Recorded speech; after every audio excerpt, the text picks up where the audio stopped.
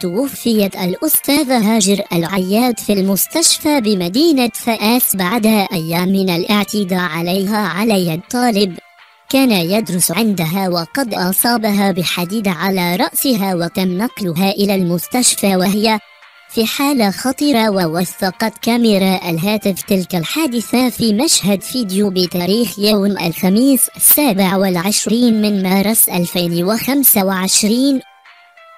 القصة بدأت بتحرش الطالب بالأستاذة هاجر العياد، وهي أستاذة في اللغة الفرنسية بالمعهد التكوين المهني مدينة أرفود بالمغرب. للمزيد من التفاصيل أرجو منكم متابعة هذا الفيديو للآخر لمعرفة حقيقة وتفاصيل الفيديو المتداول. السلام عليكم ورحمة الله وبركاته. أهلا وسهلا بكم جميعا في فيديو جديد معكم توتو FM. في البداية فلنصلي على الحبيب المصطفى رسول الله عليه أفضل الصلاة والسلام. تفاصيل الفيديو: توفيت الأستاذة هاجر العياد بتاريخ يوم الأحد الماضي 13 من أفريل 2025 على يد طالب كان يدرس عندها بعد أن ترصدها خارج باب المعهد، وقد أصابها بحديد على رأسها وتم نقلها إلى المستشفى وهي في حالة خطيرة. ووثقت كاميرا الهاتف تلك الحادثة في مشهد فيديو بتاريخ يوم الخميس 27 من مارس 2025.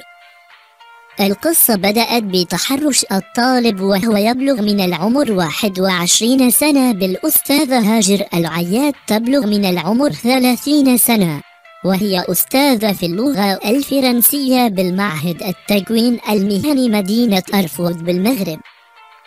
وقد سجلت الأستاذة هاجر العياد رسائل التحرش التي كان الطالب يرسلها لها عبر الرسائل الخاصة على الفيسبوك، وقدمت شكوى وتقرير ضد الطالب.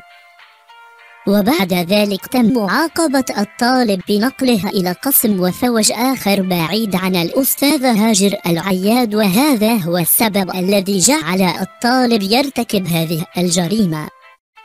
نسأل الله تعالى أن يرحم الفقيدة الأستاذة هاجر العياد، وأن يلهم ذويها جميل الصبر والسلوان.